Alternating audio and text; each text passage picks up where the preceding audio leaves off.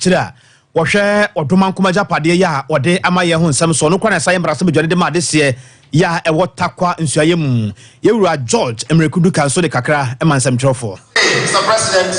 I am of the firm belief that the construction of your world-class technical training center here will further propel humans into a center of global lessons for training world-class professionals in the downstream aspect of mining and allied industries. It will further provide the necessary human resources to match the rapid development of Ghana's mining sector we are seeing today and the projected growth we are anticipating. Na enuachi panimpa edema Minerals Income Investment Fund Ewura Edward Nanayao Kranten onosuna dwumadie no owase ne nsɛm a odija ye kwan nie. The NIF Technical Training Center at the Prague University of Mines and Technology is part of our corporate social investment initiatives. What NIF is seeking to do in line with the President's vision for the mining sector is to ensure that we invest along the entire mining value delivery system. And the entire mining value delivery system includes human capital development. It is important that to be able to develop the sector, it's important that we develop the human capital. That's the bedrock of mining. What we are seeking to do is to do a modern technical training, to do a modern jewelry making center. Ghana was very well known for jewelry making, but along the way we've lost that to modern technologies, we've lost that to the likes of Dubai, etc. We need to bring this back, and it's part of the value addition for the minerals, but value addition for the mining sector. It's important that this is projected, that we learn using modern methods and utilize our gold. What we are building is a 500-seat auditorium complex. We are building, it's inclusive of a jewelry making center, of a metal smithing center, of offices, a library. We'll be using AI technology to support the jewelry making as well. So it's a very modern center that we're building. Mampanya be de che Dr. Alhaji Mahmood Baumia de na to abo na sempo to abo akwakwa piemu awo atoya tifido mantamu bold solution to ana abusua wono so akwa sahweyo so ana na mahemfo ane panyifo mu kabiewom akokọ hyiaye na nankase mu no no de beto dwatwe se sade hia ewo atoya tifido mantamu baka no kora pa se wo mo de no kora aye adwuma won woka amagana fo nyina hu bia abaye betena konya so mpuntunyuma de waye bi e de aboa wonom na wonka haha na ne kura no a efa no akwan ho sensem wo wose ya rajonjoma ne mahama penso na sempo emre bi atwam wo no na toye tifido mantam na wonom akwan nya kura na so nyame yadom so mampanyi na do enna ban ba yeyi wonom atumi asinkete ahwese akwan hodo a asasai ewa toye tifido nyinata won betumi de osia yoyo na fe wonom hwe asiesie ade ama wonom wose pinu a wonom a wonom wie na kakra na wonom wie no kura no enche enhye egu akwam university so ama professor ya kwan no roads no ye ibiri sare na eka subri kwanta kosi akoti ambiaso town roads Nzonzua road Boako Sankore Eji Dadieso Eji Kojo yes, you so town road so koso kakra Benjamin Quanta Ajefua 80% so far. Men have been Kati so so measure so 9 years road. Measure roads qua 450 kilometers, urban roads, feeder roads, any highways in western north. Qua 80 roads no holiday, but yes, I must say, Moment to us so. Na membet na akonya no so na mehwe anyi na akoyi anwachi no wahemfo bejo ko kasia ya wo maimu National House of Chiefs one more president waje ho ya ojebi ya otosom yenu enso ababan na baso main road ayejrano road a omanpini akufado ebe kan ahon they say every advance. See, I mean, I say, at a water panta, Jan, and the dominable number 2, I would be apple, and so contract that was all. That year so, I don't know more area. That year so, I also, and so we are answer. I can't remember in Japan, the answer. Say, you also down roads. Be a Camuntino, and because we are not saying so. So, you are also down roads, and so we are answer. Benjamin or say, for no room, the course, no room, I prepare a bread. And then move up and so on. Say it. Come on, sir. So why are you National House of Chiefs President? Government Assurance Committee ewo Ghana embarase bedwamuna na yewura Dr. Matthew Opoku Prempe enena wo kyerɛkyerɛ nsɛmu ede akyerɛ wo mo embarase bedwamu na ne nyina no eyese na mpanifo pese ohunu se sade binduri ehun sensam esi ekɔ ukɔ binduri mansirim wo atifi epoye mantam no musei no a aban no ede nkanea eto apete e wompotem honum na no na Ghana fo bi adehye etrese post ahodo a yade eye adwuma no post ni bi de enya kura na no na Dr. Matthew Opoku Prempe na podia tudwa ya wo trese yesi ahia Ghana nyese bia ne saa o se Ghana no yesi ahia ye a nyese bia ne saa na adan de be asem nko a Ghana ne ahia ye saa Ghana wosika na wa kyerɛkyerɛ mu de ntia Ghana wosika ane dwumadie no baabia akoduru ni de ntia wo trese Ghana sika no ye wo no yebetumi da ye saa adwuma no a abane ne nsa aka no. The delay in the completion, as I said, of the project was a result of inadequate funding to procure high voltage and low voltage poles. Mr. Chair, the poles have recently been procured, released, and installed in all the communities of Binduri. Work has completed at Goti Saliga. A transformer has been released and installed at Tinogu, awaiting the release of dressing materials. High voltage and low voltage works are ongoing in the remaining communities, namely Ninsako and Narasong. Thank you. Do you have a follow-up question? Okay. Thank you, Mr. Chairman. Mr. Minister, I have just a quick question for you. You had budget on 2021, budget 2022, budget 2023. And now I know the ministry is doing cost sharing. So do you want to tell us that Ghana is broke to the extent that we can afford to buy low and high voltage poles? Thank you. Ghana is not broke that they cannot buy. My last answer to the last question was we procuring high voltage and low voltage poles and completing the installation of same in Dr. Matthew Opoku Prempe bonomnane napo.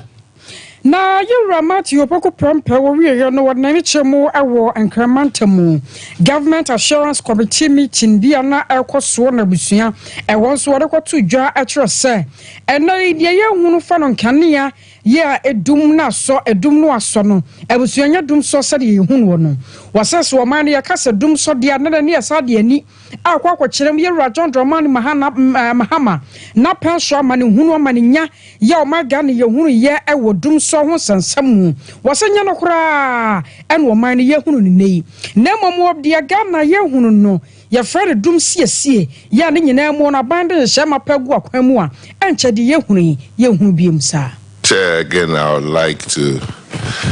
come under this time your cup to give solicitor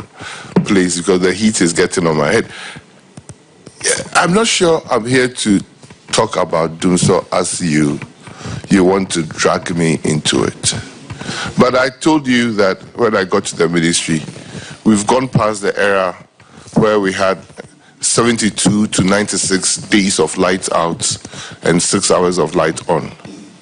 We are in the era of Dumsiesie, which is profoundly different from Dumso. Dumso, as inflicted on Ghanaians, has only happened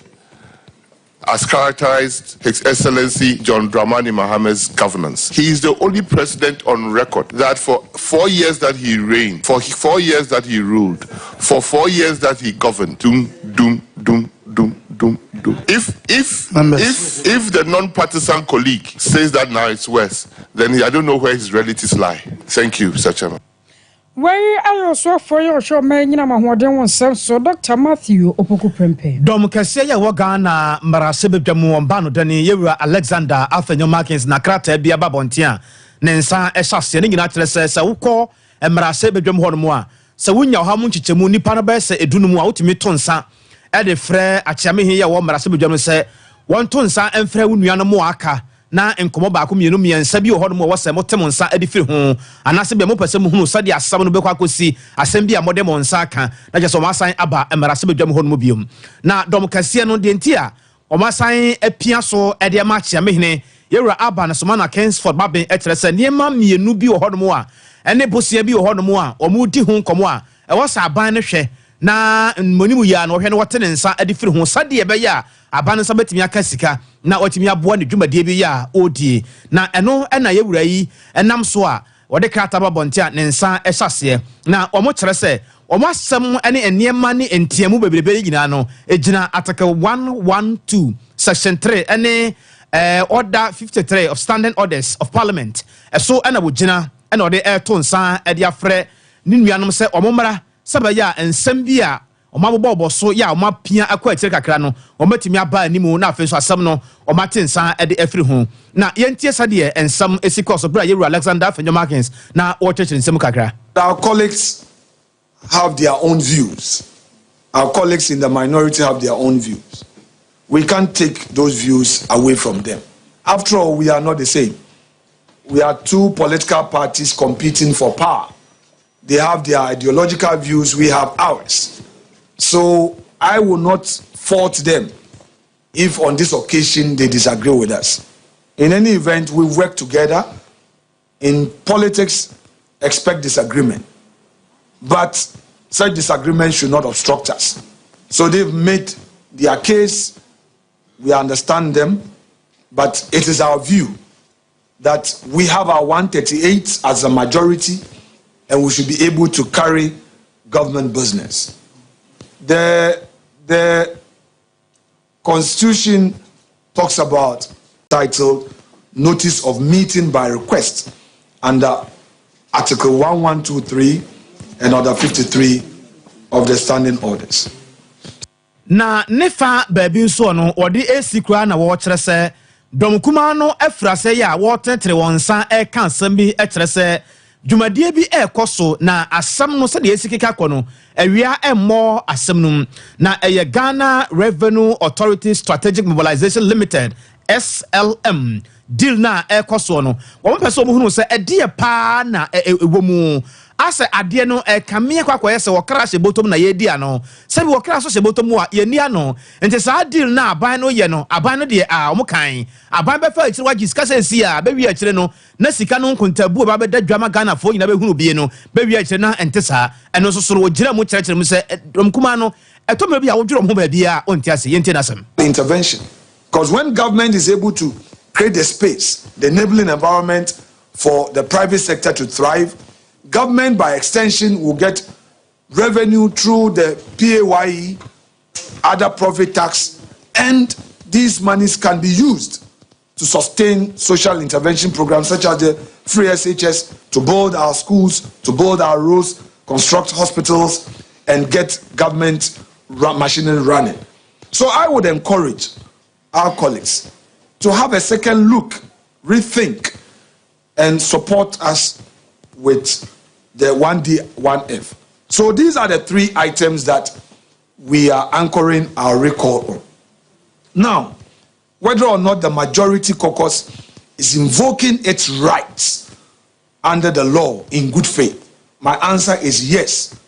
we are. Far back as the 8th of April, I, on behalf of colleagues, sent a memo to Mr. Speaker. In that memo, my humble prayer to Mr. Speaker was for him to exercise discretion under the powers given him in orders 53, 57, and 58.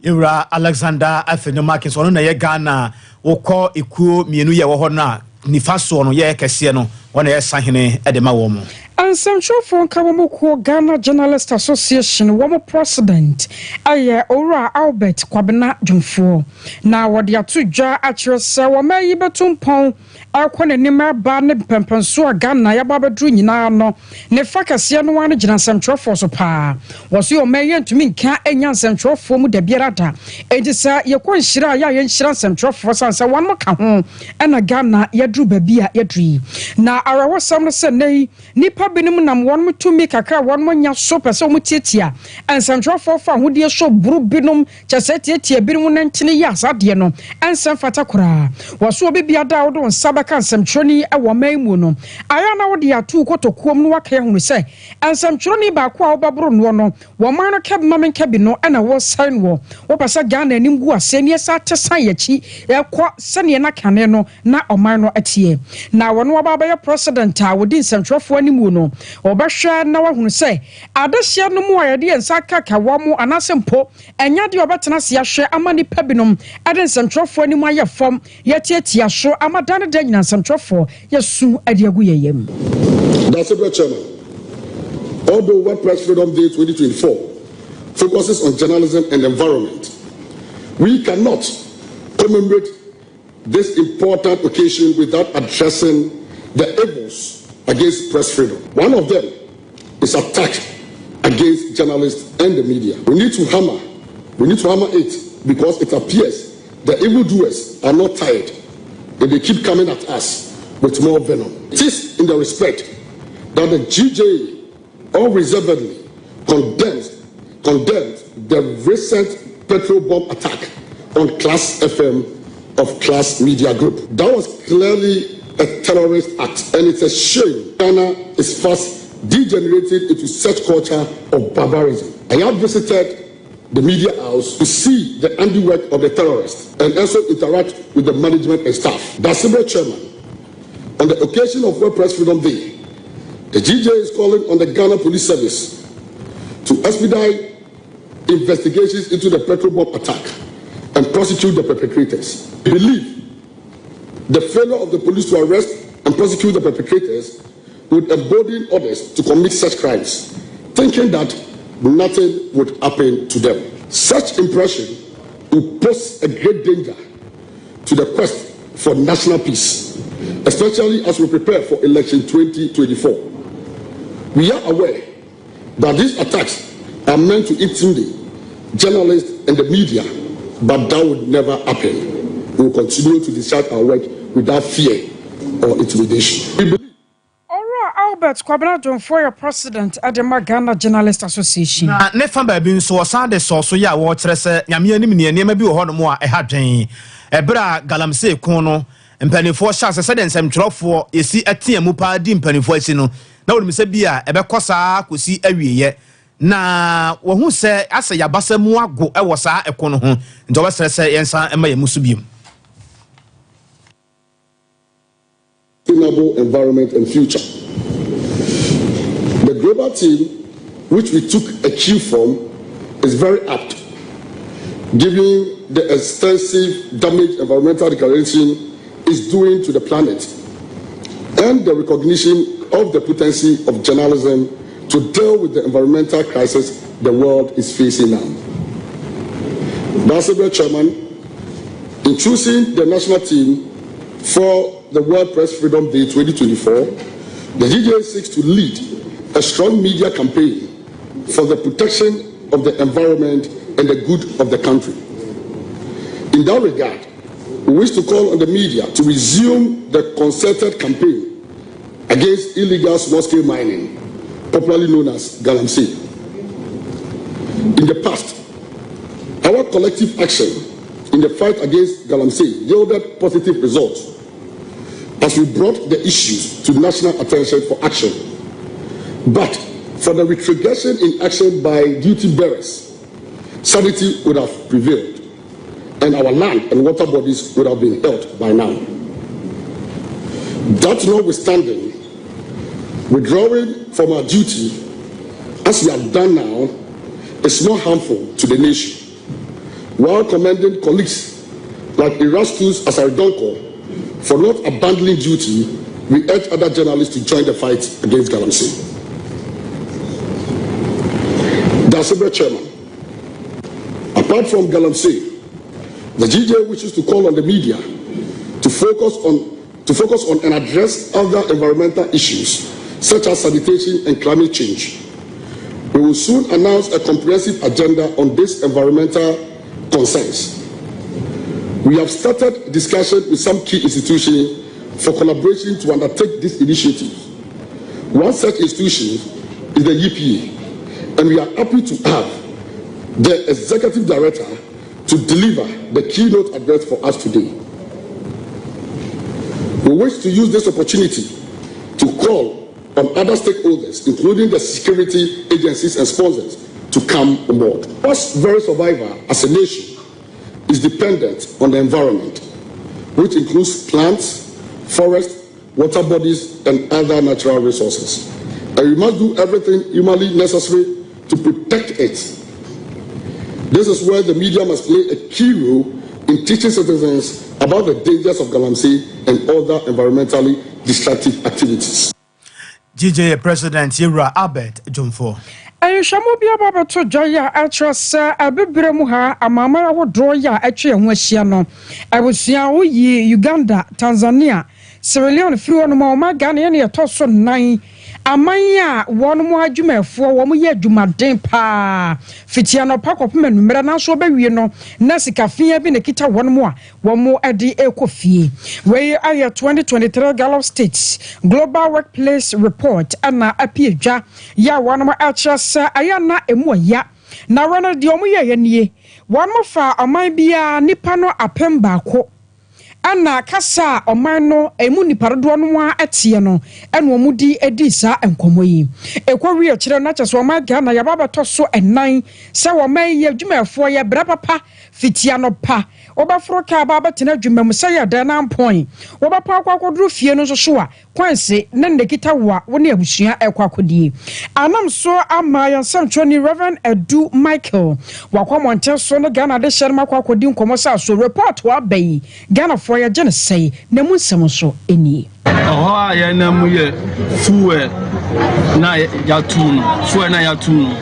ene spare pass na eno so ma tunu isaka na break food na ka ton 7 sin se so no 25 sin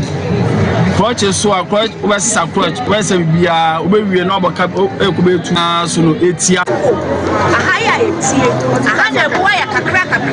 aya ni amani na di show ya tia ya si ebe ya kwan na kwa so ya kwa ma be bia fa kwatrase baba enti mo boa ye na kwa ni do mo twuko echi ye djuma si etu ye ni be bia akọ nti ya so man say o mesi market e ma ye so ye nya scan high market na e ma ni ba no mo be han ya yeso ye be tia be ni namu e di djama me nya scan high market ba obi be han ya me si me bem aba be di djama me man say o me boy o ha se ba bia ye tie o mo be tua kwan ye o mo yo ahye adwuma ye ko fasika fufuro e wo dem e di breast soso asa na watimi adi wudwa no ti ye stress e be si ma ye bibia fa ho ama ye Awusia Ghana de shebe no na yate wo monken Yewra Richard Kumadon so na ekaso yobi a onimde e wo bambo mu na afen so abefo ntintafide so kwan ye fa so a ye bo krono anase bia obi epese odi dwirim bi e wo abefo no so no papa yi waben wo ho yie pa na o kire se enti aban da so te ho pa ene asrafo ne aprosifo bebrebe wo kurum ha da so te ho pa ya Yewra Kingsley omuntime nkere no Kingsley be na mbabusa na no by election course wo jo so mo hu de course yi sika se tem asset maka na ebefa munyinkodi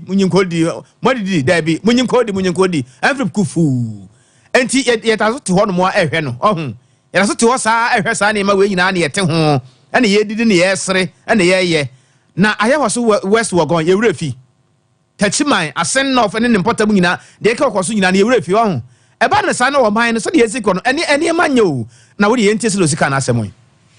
widespread bribery and corruption. Omanisicani straight up. And you are arresting straight up. You are arresting and now your money bail out. Then we can continue with whatever investigation. You don't even need any investigation. And yet the responsibility of the MPs of Omanisika. Because these guys fall directly under the Electoral Commission. And so this kind of money for what? They can only do one thing. Say me read the freedom of this kind of money is a different thing. But we not shut up on the man. Then again, the Electoral Commission officers or civil security. Next year before some education they are default with it. Issues with that because one of the strict instructions they say don't accept gifts from anybody. Say DC and a police for this kind of Electoral Commission now. Commission officers. It's the same line. They should have arrested him right away. We play down barriers and we play in political security management and we play security strategy. But some of these ones is an indictment on him. I'm a swallow investigation, investigation, teaching South. North. Now there were one or two issues. The investigation report now to today. When it keeps so long, it will make people read many into it because I am publicly and it's so glaring that people can see. What I will suggest is that they should have arrested him and answer you giving a caution. Publicly, now my phone will say you have cautioned him for what he has done. Say Electoral Commission, you remember that in this particular case, the Electoral Commission withdrew the officers and on the election. Exactly. They withdrew them. Mm-hmm. They were withdrawn. Mm-hmm. And that alone is something else. Say empty never no the more it is wrong. Maybe more can say is for lunch. What is it for lunch? What is the total amount of the mom? Those ones are neither here or there. Now we are Lord, wrong. You are Richard Kumado. On one for Francis Akapo, Alec Blim, Aya NDC, Alec Blim. Yeah, what is it? We are adding a number, friend. Bye. I was our NDC communication director. Our for no. I know to jar actual say was a post for. Semra bi atwa moya to aba binum de kata sane proye ko ho ma ya kire wono mo a ene na kwada so no sebedwani Yera Kingsley Nyako wono so aposifo enche no wose papa ye wose ne dwumadi a wode bia ya hwasode de ma ade hye na sa panyina wotem na sebedwa fie na wosi wade hye na mu na abato aduru so se ye to na sa wankasa no wahye flip mukufu ede kwa akwache de a ene na wo so secretary sane proye no enkoso pa enam so nti wo sra aposifo se won ma ye bi pemre bi atwa mu a e wo se wenzo so ye de mradi no a whole member of parliament or fathers na oko bisa nyambrase mu e chiwade a ebo mai in fact ni amamra no emfa se obi a yisifu atete no so wonko di djuma fa mu Electoral Commission na wakwaku yi envelope e dia ma no se wonye wo will emfa ma on because am no se etwa yi intermediate so se IGP ene mra no enso no mu animanimu ya na onfa no kogina emranim sanso mo yempanimfo a toda ye mmofra ya bayi ye hwe wo mo so eye bibi na se ye hwe wo so esuan na we member of parliament asebise be animunyamfo honorable no so odi so no ete so we animunyamfo na dwumadi kasisi e da o man akoma so na utimi tam o man sika wo se wa sika wo enu kokko hye ne nsam se onye de entwa yi sanso bra yisi na ta de be hye obi so nkodi dwumadi ma na obe nipa so untimi mfa achede bia nkonkoma di se dwumadi na wi enti se what fa mrano what it aso di achede akwa command there e se ma mrano so wu na one mrano kokko hye eku na mo hye sanse enu na beboa ama tentene ne aye adwuma anye sa ne ma ne bi amfa an so yempanimfo no mu a ebekoso ama bribery and corruption na ye kan wasem akoso aye adwuma ana no adu so abato ekoso ne ma bebre ne koso ye mu sika che bebre a na ekoso a emu ama democracy na yesi ye enwi mu die na so we die nyankopon adom na joy fo ankasa camera na aso mu a ene mo mamra no ni no ti mesre joy fo so say mampanimfo ni na mbeso mo de si ebe set example la joy for taking this challenge upon themselves na omo hwe se papa no mra be so lu ti me de the mekan na say the papa ne ye no entwa yi Ormonyafo Alikpilim Akapu Francis aye communication director ewo ahafuano kwabi we have my confused. I really come for you confused. Bizonom na J5G de afra ne de yam fra ye ho wo ye confused saying. Dr. Silas Adawro ma woni ne bom ponimpo a ene e manka so ni abrante ba bia wonam hokuro yi waje ba bia boso. Ya kire se won number bia mantam ne nyina no Dr. Silas ene ye nuama no enam ho. De efra ne de yam fra ye nyina no wo de wuhia no a de wo pɛ no wo de ka kire no anase bia wo akiri so a wo de fa number na egu TV na sana na se mebo bo number no de mamo amutie radio no nti wo frɛ Dr. Silas ya ono obedi nkomo sisi a ama dodo bia ya wo hia for all your programs won sa to me aka anwumere ya won sa beka 0246 270 221 0246 270 221 wa complain ache ayam tim sisi yade ne koko na hawo amati paye pa na betra wo so amesrew e for e hebo center na draw your friend koko master no ya wode abadwa so a eye adwuma pa topa ye wa wanya bi mana wura wiwidie mu no menya kura nka fie bia no nka ebi enwura mu afiri se eye adwuma pa na meye wadom na obogura mu ba bi eto ndro bi te se bia Mr. Heba Colin Dani Heba ne apedanka na mpacho tie ye de nde wo mu nie se wondom a emfa wo yam nti watimi afoka akwa adwuma atukwa akwa ba bia wo pese wokọ nyame ya adom na wo beduru fie a na wasoe niema bokọ bibia eye simple aduro yi kokọ no ba bia afifiri se aduro bi ato asensere na se den se firifiri henefa se tua he e ba hia se kra ya hia nso ba hia se wo mena ema bia mu adenti na one free Heba Center Company phone nkomo e wo 0546 107 107 0546 107 107 enipa de ewiase ye ba ye se wo ho a no ma wo nipadua no ho ahia wo pa na nsɛn wo nse bia wo tena se kakra bia na wo complain se asa wo sisi achi wo na se ya wo ya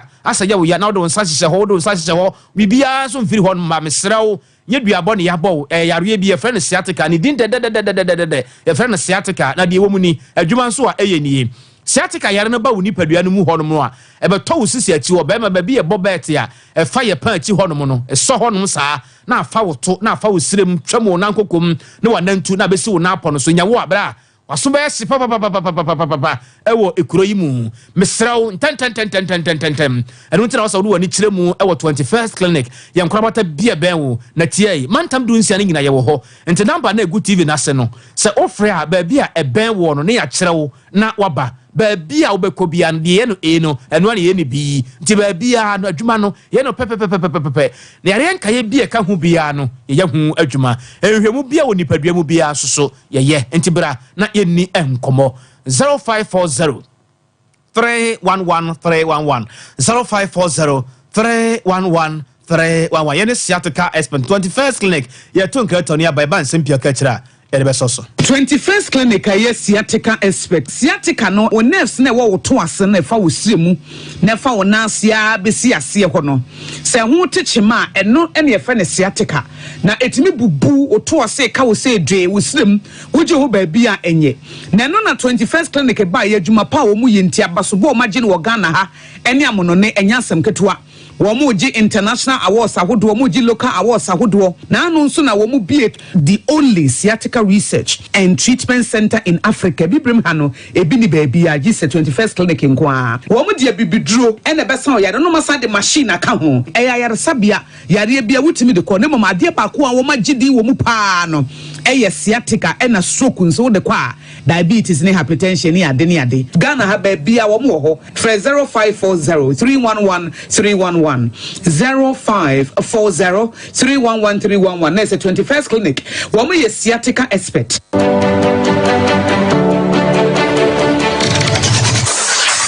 Introducing Mixer 5G Sparkling Drink, a whole new refreshment in a can. Mixer 5G is a tasty non-alcoholic drink. It is a perfect companion for all your events, including parties, weddings, and funerals. It is made with green tea, ginseng, guarana, grapes, and grapefruit. Get refreshed with Mixer 5G Sparkling Drink. For bulk purchases, contact 0246 270 221. This advert is FDA approved.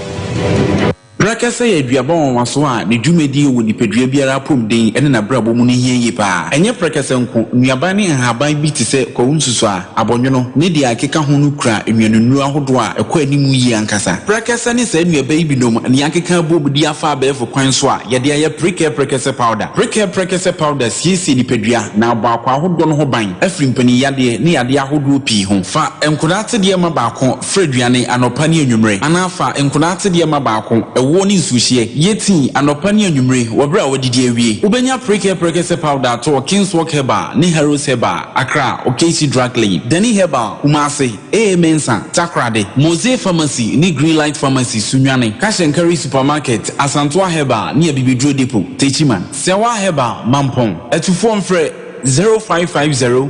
19 15 14 brakasa powder aduane san yedro FD ahwehwe sankratu emu agiatum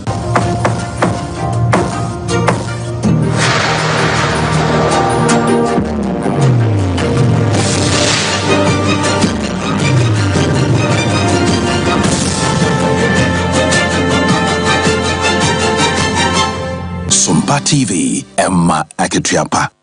Yada wase ama wakwa abaye ko infanseman ewo mfimfiri mantam no emu abusua ye te awerehosam bi ade firi ho ekere se ba bia wone ewokọ epo eya on enwo na wode ekro no woche no eja ato ho no ma kere se akoya asefem sempa ewo ho na de koba ne se bra dum jampanifo eduru ho no no mo kirekire mo se asa obi nsusu so obo apesi o so wototo ko obi o so ye de ewo ho no ya eja no eje ne nsam na odanseni bi boyemu nsam kakra actually, you have to do that. Service like that. On my night,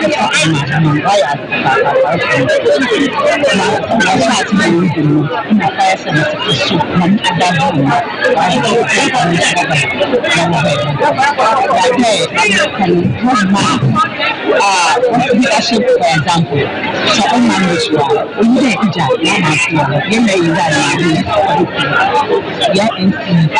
something with this course. We are at Manama. You there. Because I'm was the Papa, you now is the night. I watch you. This now will make it a partial depends on judge. Now, oh, yeah, you but I would not time to be there.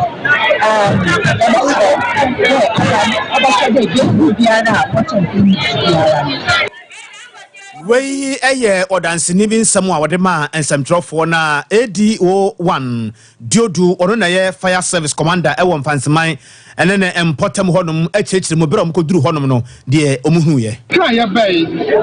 baby service na hwem yet say ni there remix well na orubu Eric Pesi Bafo for passing after ana ebinuma waka ho a na worudu na wore check fuel no awoma yet ni there mo ogudu a wore check fuel no no one there it just fit fuel product tank na chi mo be bom is no be yet na adwene good there ebia ebirizik maybe wo fuel nature oye ija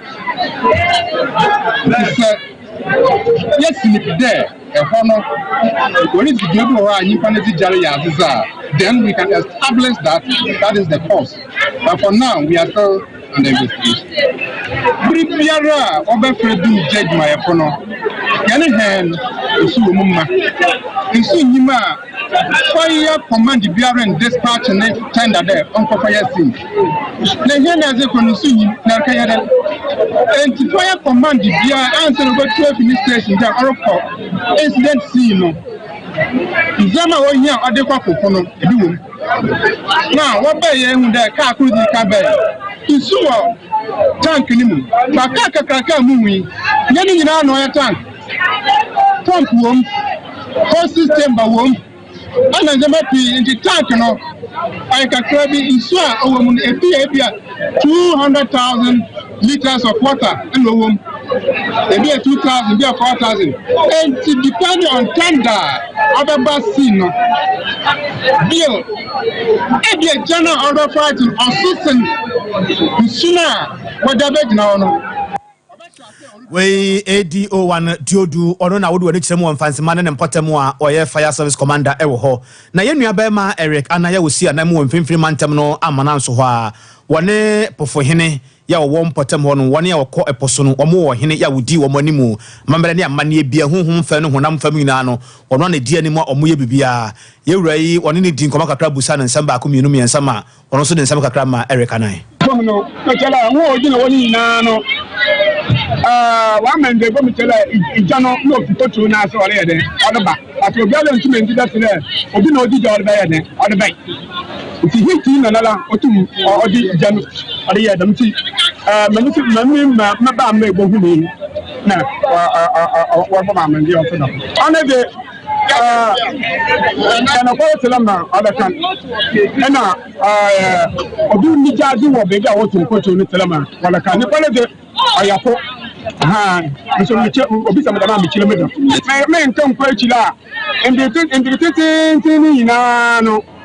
jaji no oda dada wo di ko tori si bogu oton na bidi biala da ma asem ntumi ya onsi oya na di ban on to hwe wo on to abi oya sa oya da oton abi no oton na oton da na jebeke le jano abidi biala owo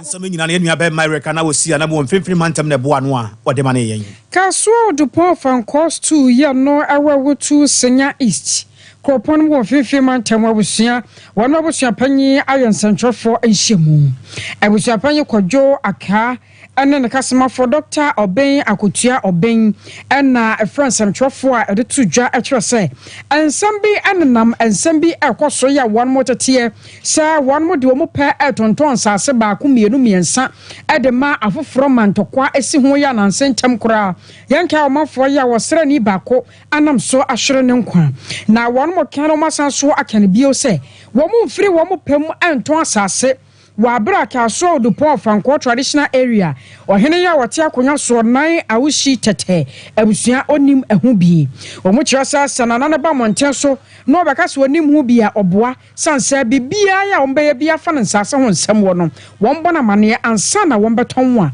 won moton ade ma foforo makelabi oye wutu nyina hyeso ohene efen mpoano hene owie no so no ya safa no ohene wo kwahyiabe ano no yo hene wo hosisi a kwahyiabe so ehye odupon ase oye nyimfa hene wo odupon ha ntese afa no bando chief na afa no kwahyiabe ohene dia na jase o hye na odupon ase anti oye nyimfa hene ma na odupon anti bibia ye bia no na yo onimu bi na onimu bi anti ni awo keka wo fi ho na yesa na ete enye no kwe na munyina befu ye di hu da se efi ewutu breku be senior fan ko fa so on betumi ahwehwe nsem no mo because asem na eba wo kaso ano police phone penifo nyina baaye ama mo kohwe ama mo geji sovia ama sovia ko piki bibia na odi ne nkra na nsem nyina atu nkra ta aso so odi kwa akoma penifo no ente ende minim se efi edu aben no ma nya aben wo bia no obetumi abaye investigation. I was saying your turn and Kaya was your penny kojo a canono, Kasua or the poor fan cost 2 on the Hebusia penina or Dano. Na apomode insi achiba and some dear ye can na Ghana for Ginan Epedi woman teacher say a idea abeji Ghana for and quapa binuma for hon so anyimo mo yire no mu ye papa ade wo anyimo an se wo kwa we befu anti wo fa ya no se wo hospital bi ama yakohwe no na dwumade kase bi akoso ewo atwemampo niam nsene wo asante mantam hasenyina hini na dwumade no ekoso ni nyina no eyese maami a woni ye kasa uru ayire Louisa ata agima wona ye panimpa de ma oman apomden sechiba no na den sam atudwa na nyina kire se omo de style bi ba na style no ebeboa pa ama se yenua ma nom ekọ awoso a atimi aboa wo mo ama ahohare mu no watimi awo ade afa won ho ene won ba ensam kakra wode ka ho ne and prevention na sai say si etimi di kukwa mu ewia Ghana ni bebia afeba ku bia obenya kwan se obekọ hospital na wakọ hwehwe wapum wo ridie mu wahwe se bibi entochema peki na ye twen se be yare ansane yakọ hospital na ɛde cost kɛseɛ paa brɛ abusua ɛde amane ho konanda but ɛnɛ National Health Insurance Authority yɛde nhyehyɛeɛ kɛseɛ paa egu akwam sɛ yɛntwɛn sɛ Ghana ni bebia ɛbɛyare na mmom afi bia especially before your birthday ni send a message or phone so sɛ akosua mansa ɔkyena ɛwa woda ebe ye ni just obekɔ hospital ebe wo na wakɔhwehwɛ body wakɔhwehwɛ oridie mu wakɔyɛ screening ne deɛ ɛbɛkɔ na sika de bɛtɔ aduro no ɔnabo Isaac Kwame Asia madwumade no wɔ aseɛ wɔno nso nsɛm a wɔde ma yɛnie so wa dwuma ko ye dia se da kese ama Ghana mampini na adodan ko akufo abe se wa ye bia maye wa ye bi o se abasobo na ne nyina chi no before say ewu o we nya bi ya se bi obetima de na adodan ko akufo abe se Ghana woda ma se woda so ye Ghana mampini na se da kese na odi ma atuma ko no ade se na wa tete ne kire Dr. Alhaji Mahmudu Bawumia o se wo a mewe enya me ya se de obetima de so baba baba wi aso be pupu kani abobra na wo be wo be ti pa to be fie na wo be twa na wo fie wo ya o samanta from one of to see the street say December 7th Ghana ye kwa patros atu we abatu afi kini ya wadia na mo me if you want free access na ye ka ye ko ta me se dubu ahi aka ntoso ye ko di bosia de e ba ko school me se dubu ahi ye ko di do bosia enne na do dan ko akufo brada roma free access ye nyina ye ko bi Honorable Bismarck Ubobi and a Kasama Yura Isaac Siamana and the Crackram Honorable Isaac Kofi Mafo. One also a DC the Mad this year, a watch Mampo Yaman Cinema, then some more demand some telephony. In Gilbert in the Pehono, and I want to say, a city now boy, now bought a bicycle home by an moment so I and Timo there. I cannot. Also, I said, I said, much mambo no mine. I won't see you know. Man of pine, so may yam as a bipani. Nani and Probaya so aswa bar, a mopin and net, ye do home to my our high. Or so that my signation when in the benevoice I do I get bitiasi. They say ye banana or section naba. Or dog, I did tiny any a smart, ye did sumo, yeah, you did piano. Yafas, I don't know a man or usu a section. I said, it's a year boy, 3 years, and I said, but if one people from my 23 time, neck out of my head, some could be. You're anyone something from. Asenabo ba krokro wa ye krokuma bi ye wo Asen North Mensin mo mfifi matamu adehye ya wote wono mo ana kasai a kire se droma bia na nsam ha ne mo ya pa sa ye mofra no wo mo tro bi si ene wasin sohwe no a esuku akase ya agedin e wo mai mu no na wo nya baby papa tena no sa wo mo mai ene sa afo no a etena se etworo nsohwe wo se wo kona akokohwe baby a suku adansie ene nnua bi ase ye nkoda tete chese bodo kro munya bi mu kra na abusua won ma hua de e wo so wasa sa de nyina akwakoye o haw ne atosom de abato won mo so na so rawo sam no se duru sankoda na tworo so na won mo ntwa enya de aban e de won mo achew mo kwa bia so onam sunti won mo koto asra aban se won so ka Ghana fo ho e de sa aban se wo ye school ye dia emfifi mantemu won fana ni enche ho bi ya ese e pomo fran ana se ye gada mo one class se na be ya bufa bia enhu touch ma o so to etu asudi a mo fa kwa anya dom beden o mo bampo ha be bia wo me se ye ni additional akade se de che mo fa na eden ade ave fe teacher for no da be so di maye nti e so na be se me pam no o me teachers quarters eden maye school how ni dia e how be bri me frame nana ata Akuzu Augustine the school no how no ya dia how your mind kase nti school for master teachers ni ba be pon jakwan ne nansa no ye free teacher for no ani no mo trase me ka tem se de dan aye no akoye dan bi a nsutobre so na ewo mu nti ye be ma ho so kirofo na ba na ye di letter command kitchen director na ya briku o mo se mo me school on te se o ma be wi dan amaye ansa na o ma ba nti now anamo a pese yitu ni se pese breki teacher for no se academic term na o mo be ba no ye ma o mo ba na before me there no to ye bitu e be letter ade abre director ni ama DC na so asaka bi na fe ahukwan a womba fa so motumi yaboye na school enye fraba fa ehuma nkola na papa ano chino assembly member yo won monya for Alexander Labi wono so kasa kakra da no nso kwa che yem papa DC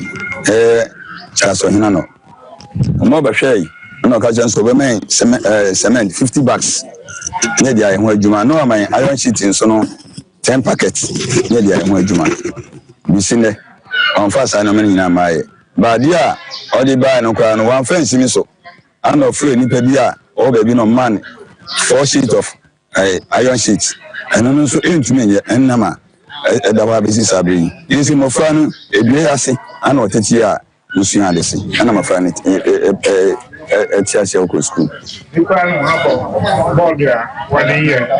ana muna yetuni ade boa ne ye se hwede a no kware ni assembly no enhyede ntumi moaye isa se okọ a on kan so onye ba di na echi kwa no more than 1 year ni school down was one so no ache bibia ne so ko bia na oso be board be ba on fama nti si ni yesre MP say omo na nkasa antwa nani na hwe ne peso eso na ontumi muaye na yentumi include edan no e ma mafra na mafra nso wonya be papa ntran no nsuade Abusia where fifi mantamo asen north mensino emu eya expresso ho kakra nipa de to me bia osa wo dandan ho kakra nipa so be wiase beje den dandan ho nti wo dandan ho a na wo kọ America mamu anase bia Germany anase bia henifa na wo pese wo kọ na ba bia wo fa wo be kọ no wan hwe ni ya wani betutu e de aka onsam eye express group ena de wo kọ ba bia wo hye bia no da ye so no betumi abamu a na eye express group wo kọ amanone akoya adwuma wo kọ toa onwuma sua so na se bia kwantuo bi na aba wo dan ho aba sesi a wo kọ dibia na se den eye express group ade bia wo behia e wo se won saka ansa na watu kwan ko piem e wo omanone ba bia ya wo pese wo kọ no express group ena ede wo kọ de ntia ho se wo de wani kire mu e wo express group atan ye ne se adwuma no mo ba ye no o ma ya che no mo